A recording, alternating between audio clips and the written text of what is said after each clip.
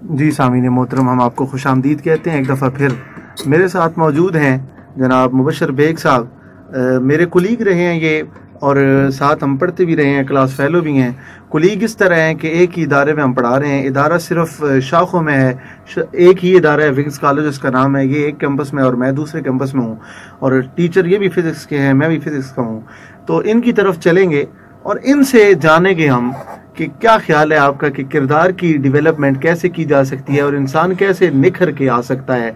आपके ख्याल में इंसान की डेवलपमेंट के लिए क्या चीज़ें ज़रूरी हैं? जी मुबशर भाई। अस्सलाम वालेकुम जी, कैसे हैं? यकीनन ठीक ठाक होंगे। बेसिकली खुद को अभी भी स्टूडेंट समझता हूँ और स्टूडेंट ही हूँ। कोई भी शख्स मैं समझता हूँ इस दुनिया में आखिरी टाइम तक, मतलब मरते दम तक कुछ न कुछ सीखता रहता है। किरदार के हवाले से बुरहान भाई अगर बात करें तो मेरी फ़िलासफ़ी थोड़ी सी मुख्तलिफ भी हो सकती है, मेरी ज़ाती राय भी हो सकती है। इसमें कुछ फ़र्ज़ी कहानियाँ भी मैं ऐड कर सकता हूँ, लेकिन एक्चुअली जो पॉइंट आएगा वो ये है कि हम उससे सीखते क्या हैं। हमारे लिए जो है वो सीखने का पॉइंट क्या है, यही हमारा फोकस होना चाहिए। अक्सर ये होता है कि हम सुन रहे होते हैं लेकिन सुन नहीं रहे होते, बोल रहे होते हैं लेकिन बोल नहीं रहे होते, इवन देख रहे होते हैं लेकिन देख नहीं रहे होते।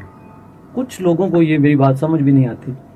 एक्चुअली ये है कि सुन कैसे नहीं रहे होते हम। हमारी ज़िंदगी क्या है, मैं एक लाइन ज़िंदगी पे अपनी लिखी हुई बोलना चाहता हूँ। ज़िंदगी हुजूरे वाला उस पल का नाम है जिस पल में आप जी रहे हैं। ना वो ज़िंदगी है जो गुजर गई है और ना ही वो ज़िंदगी है जो आने वाली है। तो हमें हमेशा करंट मोमेंट में जीना है। अगर हम कामयाब होना चाहते हैं, अगर आप यहाँ पे सुन रहे हैं किसी का भी लेक्चर सुन रहे हैं या कोई बात कर रहा है, आप उसको वाकई में सुनना चाहते हैं तो आपको करंट मोमेंट में होना चाहिए। जब तक आप उस मोमेंट में मौजूद नहीं होंगे, या तो हम अपने कल के बारे में सोच रहे होते हैं या पुरानी यादें हमारे माइंड में गर्दिश कर रही होती हैं, तो हम उस अपने करंट मोमेंट को भी ख़राब कर लेते हैं। तो मेरी सबसे पहले तो यही रिक्वेस्ट होगी कि आप ऐसे होना चाहिए, आप सुन रहे हैं लेकिन सुन भी रहे हों। डेफिनेटली मेरा तो एक सवाल ये बनता है इधर कि आप कहते हैं कि आज पे ही आप छोड़ दें हर बात, जी। आज की तरफ ले आए, कल को आप जहन में ना लाएं, उससे आपका आज खराब होगा। सवाल ये करना चाह रहा हूँ कि वो लोग जो दुनिया में कामयाबियां हासिल करते हैं, तो मुझे काफी लोगों के बारे में तारीख से ये मुताला मिला है कि उन लोगों ने अपने कल से सबक सीखा है, उसको जहन में रखते हुए आज को जब गुजारा है तो उनका आने वाला कल काफी कामयाब गुजरा है। इस बारे में क्या आप बिल्कुल ठीक कह रहे हैं। पुराने जो आप पिछला कल गुजरा है या पुराना जो भी दौर गुजरा है, कोई आपके साथ इंसिडेंट हुआ है या कोई भी बात हुई है ऐसी, उससे सबक सीखना चाहिए।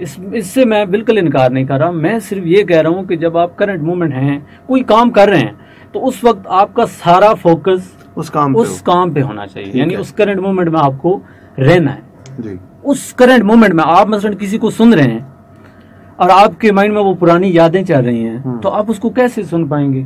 आपके माइंड में उसकी एक बात भी नहीं ठहरेगी और एंड पे आप उससे पूछ रहे होंगे या अपने दोस्त से पूछ रहे होंगे कि भाई क्या कहा है। सही है। मैं इस चीज से मना कर रहा हूँ कि सीखें जरूर, लेकिन इसका मतलब ये नहीं है कि आप उस करंट मोमेंट को भी खराब कर लें, पुरानी यादें ताज़ा कर। अच्छा, आप मेरे साथ मौजूद हैं तो एक सवाल मैं ये भी रखना चाहूँगा जी कि आपके ख्याल में जो इंसान जो है, जब वो किसी अमल की तरफ चल पड़े, किसी अमली ज़िंदगी में वो काम करना चाहे, जी, उसका मोटिव क्या होना चाहिए? मैं ये समझता हूँ कि हमेशा डॉक्टर अल्लामा इकबाल साहब का एक शेर है कि खुदी को घर बुलंद इतना कि हर तकदीर से पहले खुदा बंदे से खुद पूछे बता तेरी रजा क्या है। तो डॉक्टर अल्लामा इकबाल साहब ने जो फोकस किया था ना, वो खुद ही पे किया था। और उनका ये कहना था, उनकी पोइट्री अगर हम समझें तो वो ये कहने की कोशिश कर रहे हैं कि खुद को पहचानें।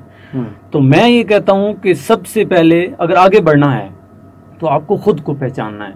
अब खुद को पहचानने पे बहुत सारे लेक्चर्स मौजूद हैं, कासिम अली शाह साहब के मौजूद हैं और लोगों के मौजूद हैं। उस पर फिर मैं कभी बात करूँगा कि खुद को कैसे पहचानना है। लेकिन फ़िलहाल आज हम चूँकि करैक्टर के हवाले से बात कर रहे हैं, तो मैं एक वाक़या थोड़ा सा, मेरा फर्जी भी समझ लें, जो भी आपने इससे कंसेप्ट लेना है, ये नहीं समझना वाक़े की तरफ नहीं जाना है। एक दफ़ा डॉक्टर अल्लामा इकबाल साहब अपने हुजरे में बैठे हुए थे और उनका एक शागिर्द आया और आके कहता है कि डॉक्टर साहब, आपसे कोई शख्स मिलने आया है डोर पे है, नॉक कर रहा है, तो क्या मैं उससे पूछूं कि वो कौन है, कौन से खानदान से तल्लक रखता है या कहाँ से आया है? तो आप फरमाते हैं नहीं बेटा, आप उसको अंदर आने दो, जब वो आएगा मुझसे बातचीत करेगा तो मुझे पता चल जाएगा कि वो कौन से खानदान से तल्लक रखता है।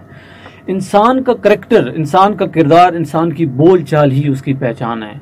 हम लोग अपने नाम के साथ मुगल, चौधरी, मलक, बहुत सारे ऐसे नाम है जो टैग कर लेते हैं, करने चाहिए, चूंकि ये एक पहचान की हद तक ठीक है। यानी आपने डिवीजन करनी होती है हर एक चीज़ की, आप मिक्स अप नहीं कर सकते। चूंकि कुरान पाक में भी आया था, उसका मफहूम यही है कि जो कबीले और कौमें मैंने बनाई हैं, अल्लाह ताला कहता है वो सिर्फ पहचान के लिए हैं। अब इसका मकसद ये हरगिज़ नहीं है कि हम, अगर फ़र्ज़ किया मैं मुगल हूँ तो मैं किसी होटल पे जाता हूँ और होटल वाले से कहूँ कि मैं मुगल हूँ, मुझे खाना दे दो, देगा? हरगिज़ नहीं देगा। उसने मुझे कहना है कि पैसे हैं तो दूंगा, अदरवाइज नहीं दूंगा। कोई भी चौधरी है, मलक है, तो वो अपने घर में, उससे बाहर नहीं है।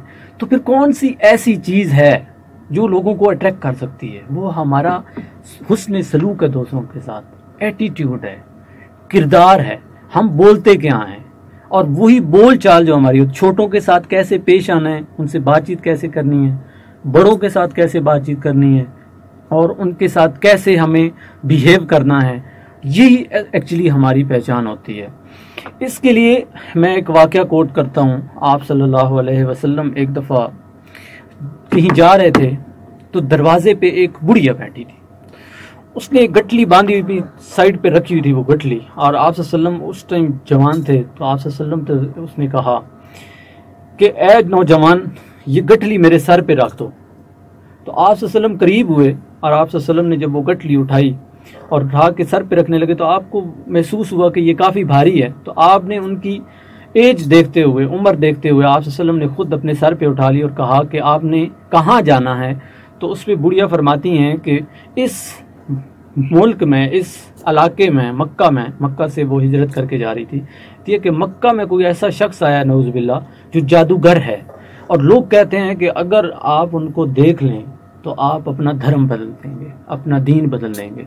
तो चूंकि मुझे बड़ी रिफाकत है अपने बुतों के साथ, मेरे अब्बो अजदाद बुतों की पूजा करते थे, तो मैं ये नहीं चाहती कि कभी मैं उनको देखूं और अपना धर्म चेंज कर लूं। तो आप सल्लम कोई आगे से बस मुस्कुराते जाते हैं और कोई उसको जवाब नहीं देते, और इसी तरह सफ़र चलता जाता है और बात चलती रहती है। खैर, वो मकाम आता है जहाँ तक उस बुढ़िया ने जाना होता है। आप सल्लम उसकी गुठली उसके हवाले करते हैं और वापस चल देते हैं।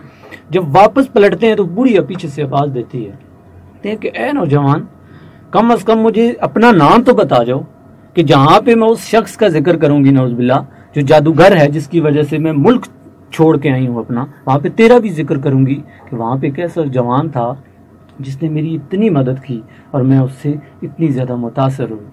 तो आप सल्लम मुस्कुराए, पलटे और कहा कि ए बुढ़िया, वो शख्स जिसको तू जादूगर समझती थी वो मैं ही हूँ और मेरा नाम मोहम्मद है सल्लल्लाहु अलैहि वसल्लम। देखिए, जब उसने ये सुना उसके पांव तले से ज़मीन निकल गई और उसने कहा कि ए मोहम्मद सल्लल्लाहु अलैहि वसल्लम, तो तेरा जादू मुझ पे चल गया है। अब इस कहानी से जो मैं चीज़ बताना चाह रहा हूँ, मेरी जो ज़ाती राय है, आप भी यकीनन समझेंगे, वो ये है कि आप सल्लम ने उसको ये, इस पूरे रास्ते में ये नहीं कहा था कि मेरा दीन ऐसा है, मैं ऐसा हूँ, मुझे नबी बना के भेजा गया है, बल्कि आप सल्लम ने सिर्फ अपना किरदार पेश किया, और आपके किरदार से मुतासर होके वो बुढ़िया खुद ब खुद ईमान ले आई और आप सल्लम को उसने नबी मान लिया, आखिरी नबी मान लिया। जी, यह ब्रेक का वक्त हुआ चाहता है, ब्रेक से इंशाल्लाह वापस आते हैं तो अपनी गुफ्तगू को कंटिन्यू करते हैं। अभी कि कैसे हम किरदार को डेवलपमेंट करने की बात कर रहे हैं। इंसान को जब किसी काम में अमली तौर पे आ जाए, फिर क्या चीज़ें उसको जारी रखनी चाहिए उसकी कामयाबी हासिल करने के लिए? अच्छा इंसान बनना है तो हमें आप सल्लम की अहादीस मुबारका पे भी अमल करना है, और वो हदीस ये है कि तुम में से बेहतर वो है जिसका अखलाक अच्छा है। मैं इस अखलाक के हवाले से एक प्रैक्टिकल मिसाल आप लोगों के सामने रखना चाहता हूँ। आप घरों में भी कर सकते हैं, सिंपल सी चीज़ है, आप लोगों को पता है, लेकिन समझाने के लिए आप शीशे के 2 गिलास लें और गिलास में इक्वली पानी भरें और उनको सामने अपने टेबल पे रख लें।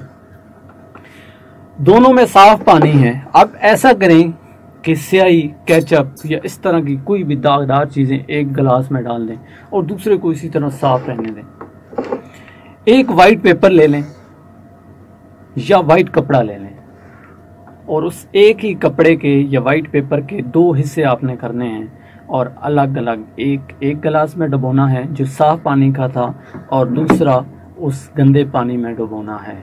जब आप उन दोनों को निकालेंगे तो आपने गौर करना है कि उनका कलर कैसा है। जब वो पानी में नहीं गए थे तो उस वक्त उनका कलर कैसा है और जब वो निकल के आए बाहर तो उस वक्त उनका कलर कैसा है। तो यकीन करेंगे, कॉमन सेंस है कि जो साफ पानी में आपने डुबोया वो साफ निकलेगा, साफ सुथरा होगा, लेकिन जो गंदे पानी में आपने डुबोया है वो इसी तरह दागदार हो चुका होगा। हम अक्सर जब लोग हमें गालियां देते हैं, बुरा भला कहते हैं या इस तरह कुछ कहते हैं तो हम उनसे हर्ट हो जाते हैं। देखें, जिस इंसान में, जिस शख्स में गंदगी भरी हुई है, जिस शख्स की तरबियत ही घटिया तरीके से हुई है, जिस तरह के उस गिलास में हमने गंदगी डाली थी, उसमें से अल्फाज जितने भी अच्छे हों वो कभी इफेक्टिव नहीं होंगे, वो आपको बुरे ही लगेंगे, क्योंकि उस बंदे की तरबियत ही ऐसे हुई है। हमें अपने बच्चों की ऐसे तरबियत करनी है जैसे ये साफ गिलास का पानी है, ताकि बच्चे हमारे जहाँ कहीं भी जाएं, जिधर भी हों, वो बिल्कुल उनके अल्फाज हों, छोटे बच्चों से बात कर रहे हों, बड़ों से कर रहे हों या टीचर से कर रहे हों, कहीं भी हों। मैं इस मामले में इतना नीचे तक जाता हूँ, मैं कहता हूँ कि अगर किसी गली में एक आवारा कुत्ता बैठा हुआ है ना, तो अखलाक ये भी है एक बच्चे का कि उसको बगैर रीज़न उसको ना छेड़े। वो भी अल्लाह की मखलूक है, उसकी भी इतनी ही कदर की जाए जितने दूसरे लोग करते हैं, और ये अखलाक की पीक है। हमें इन चीज़ों को समझना है। और कभी हमें कोई उल्टा सीधा कह देता है तो इसका मतलब ये हरगिज़ नहीं है कि हम बुरे हैं, इसका मतलब ये है कि उसकी तरबियत ही ऐसे हुई है, चूँकि वो हमें समझ नहीं पाता है, क्योंकि उसकी तरबियत ही ऐसी हुई होती है, चूँकि उसका माहौल ही ऐसा होता है, इसलिए वो हमें माहौल क्रिएट करने की ज़रूरत है। हम ऐसा माहौल, ऐसा इन्वायरमेंट दें बच्चों को, और ये हमारे वालिदैन की जिम्मेदारी, हमारी जिम्मेदारी है। आजकल के स्टूडेंट्स के बारे में मैं ये बात करना चाहूँगा कि स्टूडेंट्स इतने ख़राब नहीं है जितनी उनको सपोर्ट वालिदैन की तरफ से मिलती है। स्टूडेंट्स अगर गलती करते हैं तो उनके वालिदैन पनिशमेंट की जगह उनको सपोर्ट करते हैं। असातिज़ा पे प्रेशर बढ़ता है जिसकी वजह से स्टूडेंट ख़राब हो जाता है। बच्चे जब ख़राब होते हैं तो फिर वालिदैन के लिए मसला पैदा होता है। बच्चों को जब सज़ा दी जाती है असातिज़ा की तरफ से तो गिले सबसे ज़्यादा उनके घर से आते हैं कि मेरे बच्चे को क्यों मारा गया। हालांकि स्टूडेंट्स को जब सज़ा मिले तो वालिदैन को चाहिए कि वो असातिज़ा से पूछे कि मेरे बच्चे को आपने किस वजह से मारा। अगर गलती है तो असातिज़ा के साथ मिल के वालिदैन अपने बच्चे को समझाएं, न कि उसकी सपोर्ट में वो आ जाए। मैं आपकी बात से थोड़ा सा इख्तिलाफ करूंगा। वो इख्तिलाफ ये है कि बच्चे को अगर कुछ आपने सिखाना है ना तो बाय फोर्स आप नहीं सिखा सकते। असल चीज़ वो सीखनी है जो आप प्यार से सिखाएं। आप उसको इतना प्यार दें। एक आजकल का प्यार है जो हमें ये सिखाता है कि उसमें शायद वो बच्चा बिल्कुल ख़राब हो गया। मैं इस चीज़ को नहीं मानता। मैं इस चीज़ पे एग्री करता हूँ कि बच्चे की अगर तरबियत आप प्यार से करेंगे ना तो प्यार ये है, उसको प्यार बताना है कि एक्चुअली प्यार होता क्या है। ट्रस्ट जो वालिदैन करते हैं, असातिज़ा करते हैं या बड़े बहन भाई हम पे करते हैं, तो वो ट्रस्ट है क्या, उस ट्रस्ट को बताना। आप फर्ज किया, आप कहते हैं कि एक बच्चे को सज़ा देते हैं, हम सज़ा देते हैं कि बेटा ये काम अभी नहीं करना है। उस टाइम तो वो डर से नहीं करेगा, लेकिन फ़र्ज किया वो अकेला है कहीं और उसके पास सारी फैसिलिटी है, वो कुछ भी कर सकता है, तो उस वक्त क्या वो रुक पाएगा? सज़ा की वजह से हरगिज़ नहीं रुकेगा। लेकिन अगर उसे प्यार दिया जाए, उसे ट्रस्ट दिया जाए, तो वो उसके माइंड में वो प्यार जो उसके वालिदैन ने दिया था, वो ट्रस्ट जो उसके वालिदैन उस पर करते हैं, या वो बड़े जो उसके असातिज़ा हैं, जो कुछ उन्होंने उसकी तरबियत की है, वो उसके माइंड में फ़ौरन आएगा और फ़ौरन वो वहाँ पे रुक जाएगा। वो डर से कभी नहीं रुकेगा। मुझे यहाँ पे एक बात बताइएगा, क्योंकि बात चलती है तो वो बहस तो नहीं हम कर रहे, एक प्रोग्राम है, टाइम हमारा शार्ट रह गया। इसमें ये बात है कि हुजूर सल्लल्लाहु अलैहि वसल्लम ने फरमाया कि जहाँ पे उस्ताद मारता है वो उस जगह पे दोज़ख की आग हराम है। ये बात आपको पता है? एक मिनट। अच्छा, यहाँ से ये तो समझ आ गया कि उस्ताद का मारना जो है बच्चे के लिए काबिल रहमत है, ना कि ज़हमत है। जो 10वीं के बाद आ जाते हैं 11वीं 12वीं में, जी, और उनके लिए प्यार कोई मानी न रखता हो, प्यार से समझा लें और फिर भी वो ना समझें, तो फिर क्या उस्ताद घुटने टेक ले, कुछ भी न करे, सिर्फ प्यार से बातें करता रहे, जबकि स्टूडेंट चढ़ाई आगे से करें। यहाँ पे आप क्या कहेंगे? मैं आपने जो बात की है ना कि ठीक है सज़ा कुछ हद तक मैटर करती है, लेकिन स्टिल मैं ये कहता हूँ कि बड़ा बच्चा हो या छोटा बच्चा हो, टीचर में इतनी क्वालिटी होनी चाहिए, इतनी इफेक्टिव उसकी वॉइस या उसका जो मेथड है होना चाहिए कि बच्चे को वो इमोशनली ब्लैकमेल करे। एक होता है कि बच्चा मेरा भी थोड़ा सा एक्सपीरियंस है, इतना ज़्यादा नहीं है लेकिन एक्सपीरियंस है। मैंने जो चीज़ पिक की अब तक, जो सीखा है और जो सीख रहा हूँ, वो ये है कि जितना आप किसी को प्यार से समझा सकते हैं ना, इतना आप उससे गुस्से में बात करके सीखेगा वो ज़रूर, लेकिन वो वक्ती उसकी लर्निंग दो कैटेगरीज है। जी जी। पहली कैटेगरी ये है कि जिसमें सिर्फ प्यार से बच्चा समझता है। जी जी। दूसरी कैटेगरी ये है कि जिसमें बच्चा प्यार से भी समझता है और तकरार से भी समझता है और मार से भी समझता है। वो जरूरी है। पता है क्या, इसमें बात ये है कि हम अगर अपने जहन में ये बना लेना, ये हर बंदा ये जहन में समझ ले कि उस्ताद की जो मार है ना वो भी बेकार है, तो नहीं, उस्ताद जो मारता है भले के लिए मारेगा, बच्चे को इसलिए नहीं मारता कि बच्चा जो है वो आगे से नहीं। उस्ताद के लिए तो हरगिज मैं नहीं कहता ना कि उस्ताद टीचर्स जो होते हैं या सर जो होते हैं वो बच्चे को मारते हैं तो उनके कुछ गलत इंटेंशंस होते हैं। इतना मैं जरूर कहूंगा कि तमाम जो बच्चे हैं ना, तमाम बच्चे मुकम्मल तौर पे उनमें कुछ कैटेगरीज ऐसी हैं, ज्यादा ये होंगे जो प्यार से समझते हैं, लेकिन कुछ ऐसे हैं जिनके लिए कुछ ना कुछ इंतजामात करने पड़ते हैं, उसके बगैर मैं उनके लिए ये समझता हूँ कि उनको इमोशनली ब्लैकमेल किया जाए। अगर वो उससे भी ऊपर वो किया जाए फिर भी असर ना हो, फिर आप नहीं, मैं ये समझ, मैं आपको एक मिसाल देता हूँ छोटी सी, कि फर्ज किया आप कहीं पे अकेले हैं, अब रीजन जब आती है तो बंदा कुछ भी कर सकता, मैं रीजन के हवाले से जा रहा हूँ। आप कहीं पे अकेले हैं, जॉन सीना तो आपने देखा होगा, उसकी फाइटिंग भी देखते हैं। फर्ज किया 15 जॉन सीना आगे खड़े हैं, जॉन सीना जैसे 15 बंदे हैं और वो आपसे लड़ना चाहते हैं। जो कॉमन सेंस कहेगा वो क्या कहेगा, आप उनसे लड़ेंगे? हर चीज नहीं लड़ेंगे। आप दांत तो नहीं तोड़वाने आप कहेंगे कि पतली गली से निकल जाते हैं। लेकिन अगर इसी में एक और चीज मैं ले आऊं कि वही 15 बंदे हैं, आप खड़े हैं, लेकिन आपकी बैक पे आपका कोई बहुत प्यारा, यानी आपकी वालदा है या आपका छोटा भाई है, वो आपको नहीं बल्कि उनको नुकसान पहुंचाना चाहते हैं, तो फिर आप क्या करेंगे? फिर तो लड़ना पड़ेगा। अब देखें ना, इतनी एनर्जी एकदम से, इतना चेंज आप में कैसे आ गया? एकदम से इतनी एनर्जी कैसे आ गई? क्योंकि उसके बाद इमोशनली आप ब्लैकमेल हो गए, आपके पीछे रीजन आ गए। जब आप बच्चे को रीजन देते हैं ना, मैं ये चाहता हूँ कि कितने भी बिगड़ा हुआ बच्चा क्यों ना हो, आप उसको रीजन दें और रीजन दे के उसको वापस लेके आए, ना कि उसको डरा धमका के लेके आए। डरा धमका के अगर बच्चा वापस आ भी जाएगा ना तो वो इतना ज्यादा काबिल नहीं बन सकेगा, लेकिन अगर आप उसको रीजन दे के लेके आएंगे ना तो देखिएगा कि वो इतना पीक पे चला जाएगा कि हमारी सोच से भी ऊपर होगा। इंशाल्लाह इस पे तजर्बा करेंगे। मैं आपको कभी अपने इदारे में बुलाऊंगा, आपसे हम एक लेक्चर लेंगे वहाँ पे, आपने वहाँ पे इमोशनल ब्लैकमेल जरूर उनको करना है ताकि आपको अब इसमें एक और बात है ना, आप ये अगर ये कहते हैं ना कि किसी को एक बात कह के ही बंदा कर लेता है, ऐसा नहीं होता। इस पे बड़ी मेहनत करनी पड़ती है। वो इस पे एक दफा संदीप महेश्वरी या कोई बात कर रहे थे, वो कहते थे कि एक बहुत बड़ा ना वो स्केचर था जो मुजस्मे वगैरह बनाता था, स्केच बनाता था, तो बहुत बड़ा था वो एक दफा कहीं पे, अब उसका मुझे नाम नहीं याद, वो दुकान पे खड़ा था तो उसकी बहुत बड़ी फैन थी।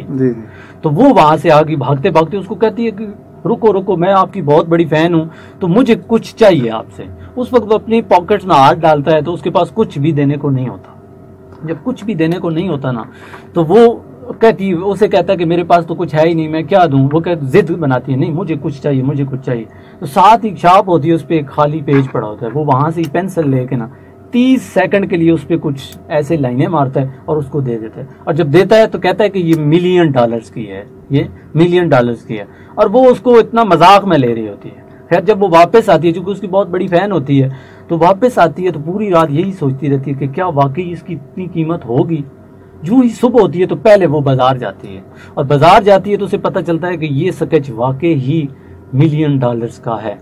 जब उसे ये पता चलता है, वो कहती है, दिल ही दिल में ख्याल आता है ये तो बड़ा आसान काम है कि 30 सेकंड में $1 मिलियन की बंदा कारीगरी, ये तो इससे ज्यादा तो पैसा कमाया ही नहीं जा सकता।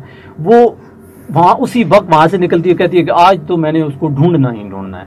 करते करते उसको शाम तक वो बंदा मिल जाता है जिससे वो मुतासिर होती है। उससे जाके कहती है कि हुजूर आपने वो जो मुझे भी यही सीखना है, क्योंकि आपने 30 सेकंड में कुछ ऐसा कर दिया, वाकई वो $1 मिलियन का था, तो मुझे भी ये सिखाएं, जो मर्जी करें मुझे ये सिखाएं, मुझे भी $1 मिलियन कमाने हैं।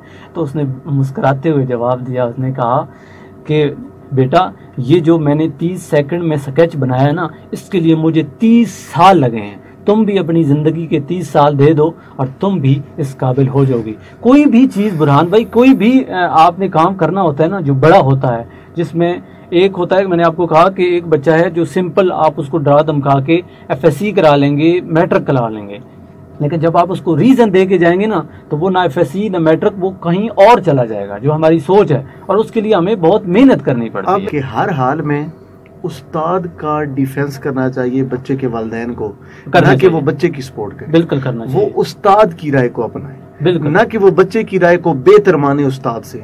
जब वो बच्चे की राय को उस्ताद से बेहतर मानेंगे तो फिर उनका बच्चा कामयाब नहीं हो सकेगा। उस्ताद को प्रेफरेंस दें, सेकंड पे बच्चे को रखें, जहाँ पे सही बात है। आप जो है टीचर है, उस्ताद है, वो आपका रूहानी बाप होता है, ठीक है, वो आपका गेम चेंजर होता है, वो आपकी जिंदगी बदल देता है। और अगर आप उसकी इज्जत नहीं करेंगे, मैं ये समझता हूँ, अब तक मैं बहुत नालायक स्टूडेंट होता था, मैं इतना ज्यादा लायक नहीं था, लेकिन मैं ये समझता हूँ कि अब तक अगर मेरी जिंदगी में कोई कामयाबी मैंने हासिल की है तो वो सिर्फ टीचर्स की दुआ की वजह से की है, क्योंकि मैं टीचर्स की रिस्पेक्ट करता था। और मैं सबको कहता हूँ कि टीचर्स की रिस्पेक्ट सबसे पहले है। आप किसी से कुछ सीखते हैं तो उसकी रिस्पेक्ट करना सबसे पहले। बिल्कुल सही, बहुत अच्छी बात हुई थी हमारी। कहता हूँ कि ये जितनी भी हमारी बातचीत हुई है, इसमें अल्लाह करे किसी ने कुछ सीखा हो, बजाय कि वो इस बहस में जाए कि बुरहान भाई को क्या अच्छा लगता था या मुझे क्या अच्छा लगता था। ये मैटर नहीं करता, मैटर ये करता है कि आपने इससे सीखा क्या सीखा। मैं वही अपने सामीन को यही बताना चाह रहा हूँ कि जो भी बात हो उसमें से पॉजिटिव चीज निकालनी चाहिए।